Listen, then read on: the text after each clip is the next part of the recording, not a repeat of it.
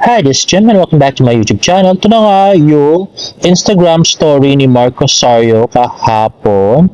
At next ay TikTok, post ni Mark Rosario, Life Lessons 101 with David Licaco. From what are your plans tonight to what are your goals in life? Ayan na nga. So, sa may presenyum nga sila, yan, nag-inuman, nag-champagne daw. Ayan nga, tweet ni Wayoni Piolyang. At ito nga ay sa may Proscenium Rockwell, yung kanyang kondo. At ito nga, nakalkal ko doon sa TikTok ni Mark Rosario, 2021. Ayan. Active pa ni, ni Dijad.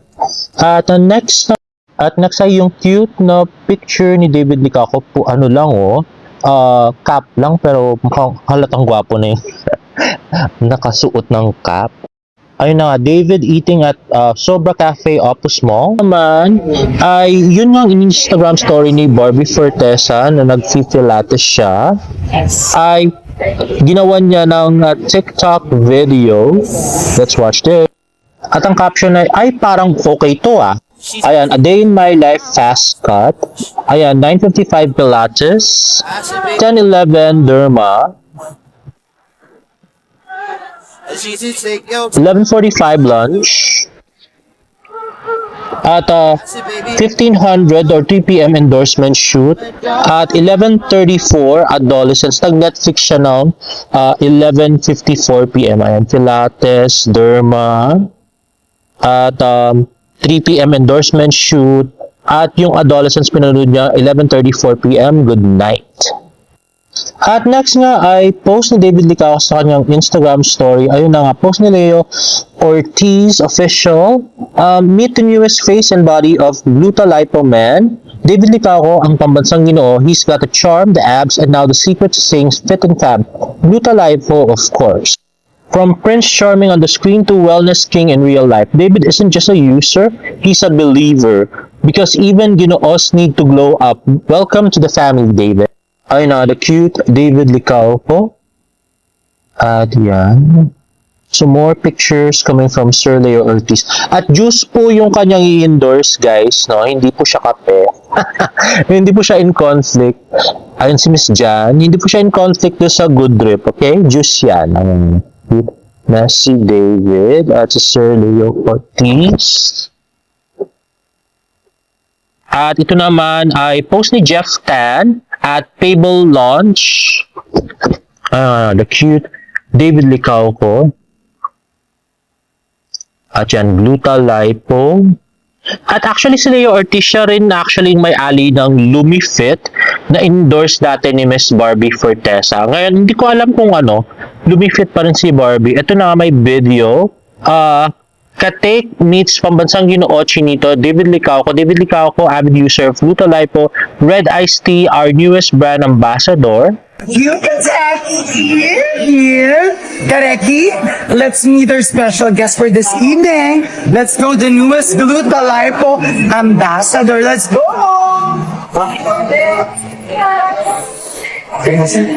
David! Hello! Ang aking kateke ng buhay po. Doctor pala. Hello! Oh, fresh! Hindi ko na kayang tumabi dito. Nangihina ako. Bob, saan ka? Let's go! Arte! Hindi ko na kaya. Hi, Bob. Sino ba dessert mo? Yung cake? Or si David? Gagi. Ayun na nga, guys. At dito naman, post ni Lian Maherano kanina. So, wedding gigs namin at isa sa guest si Miss Barbie. Ang bait niya at sobrang ganda sa personal. Grabe. Thanks po.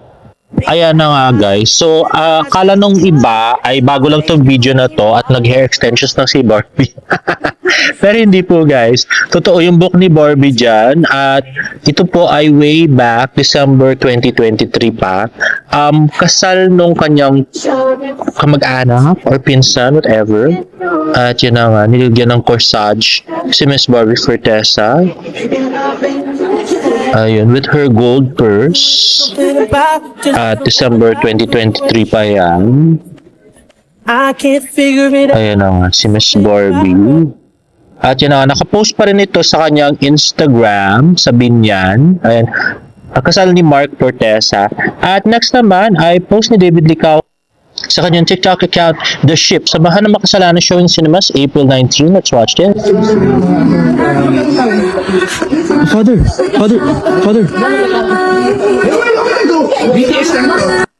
Yun na pala yun. Akala ko anong gagawin ni David dito. At in-IG story nga ni David Licao to, kung siya ang nagsabi ng habang may buhay may pagsubok, mapipikon ka kaya. Actually, I don't care. Charot. At next na ay post ni James Licao sa kanyang face. So nagtaka nga kami at nirepost to ni James yung description ni David Licao ko ng kanyang ideal girl na someone pretty, fair skin and chinita na hindi masyadong chinita, someone who's really nice, generally nice, yung ma-empathy, someone who's touched with life, let's say yung hindi masyadong nagsi-cellphone at yung parang present at hindi masyadong nagsa-social media. So feeling nga namin si Barbie talaga yung description na to at hindi lang namin alam kung bakit nirepost ni James to. Kung wala tayong alam. At next ay video ng 9 Young Basic TikTok video. So 9 Young is here. Get ready to embark on a glowing journey to radiance and confidence. Nirepost ni Tita Ami. Let's watch it. Very cute. Very protected. Very drinkable anywhere. At in fairness, ang taas ng views. Yesterday lang na-post yun, pero meron na siyang 2 million views. At yung ibang videos ni Barbie, tingnan mo, 8 million views, 1.7, 2.1 million views. At next ay tweet ni Binibining Anonymous, hoping for a new Barda pic. Oo nga, no? Sana magka-picture sila yung short hair na si Barbie. At ito na nga, post na nga Bante, simula na maging single, David mas naging close kay Barbie. Let's watch this. Ano masasabi mo sa Barbie Fortesa na trending ngayon? Naku, pagbigyan niyo na kami, Barbie at David, kasi isa ako sa nakikikilig sa kanila. Team Barda ako, no? Ay, ganon? Yes, Team Barda ang bakla. Kaya, pag nakikita ko ang Barbie Fortesa at saka ang David Licao ko, iba rin talaga yung kilig ko. Talbog. Pero ano masasabi mo sa ibang mga fans ni David na parang ayaw nila kay Barbie, parang ganon. Tapos, hindi sila masaya na okay yung dalawa. Siguro nakikita ng mga fans, ng mga followers si David, ang parang mas okay si David na single. Marami talaga mga fans na nasanay ng ganon eh. Nasilosa talaga eh. Pero parang naniniwala ka ba na parang sinushowbiz lang ni David si Barbie? I don't think so kasi mas sweet nga sila ngayon eh. Mas sweet sila ngayon during the motorcade, yung mga ganaps nila outside ng GMA. Pag nakikita mo sila magkasama sa mga malters at saka sa mga events, no? Iba rin ang sweetness ng dalawa. Pero nagkikare silang dalawa. Yes. Diba sabi ni David talagang nagkikare siya ng bonggang-bongga kay Barbie ayaw ngayon. pa aminin. Pakiramdam ko naman, may pagtingin din naman taga si David Licao ko kay Barbie Fortesa. Ay, tignan natin yan. Naiilang lang siya kasi noong mga panahon na yun, jowa pa ng kaibigan niya si Jack Roberto, si Barbie. Tapos ng 3 months ngayon. Baka pwede na, David. Lakas-lakasan mo na ang loob mo. Matapang ka na dapat, kaya? True, I'm so happy doon sa sinabi nung announce. Finally, meron na rin tayong kakampi sa mga sa mga media men, no? Na abante, di ba? Hindi katulad dati, puro anti sila, di ba? Pero ngayon, may kakampi na tayo. I'm so happy. Thank you po. At next nga ay nirepost nga ni David Milan sa kanyang Instagram story ang close-up video ni David Licao at Barbie Fortesa. At nagpo-post pa rin ng Shanghai si Tito Jack at si Tita Eden. So, maganda wala sila bukas. Ayan, sabi ni Tito Jack, meeting lang sa Starbucks. Komedyante rin talaga to si Tito Jack. Starbucks ba to? Hindi naman mukha Starbucks to So, yun na nga. At, while watching yung video nga ni Tito Jack, ay meron akong i-chismis sa inyo na Barda Chismis. So, si Barbie Fortesa daw ngayon ay nag-aaral ng Hangul, which is yung handwriting ng Korean. Now, may bali-balita na pati sa pagsasalita ng Korean ay nag-aaral si Barbie Fortesa. So, from Japanese yung pinag-aralan ni David, ngayon si Barbie naman ay Korean para dun sa show nilang Beauty Empire. So, baka half Korean si Barbie doon, hindi natin alam. Tapos magiging boss niya nga mga Korean, di ba? Maybe si Choi Boo-min, di ba? Yung kanyang leading man doon. Or sana maging regular na nga si David do sa show, no? Diba? Para mas masaya tayong lahat. At may katuloy pala yung Barda Chismis na shinare ko kahapon. Yung yun palang rape scene ni Barbie sana na pinatigil ni David.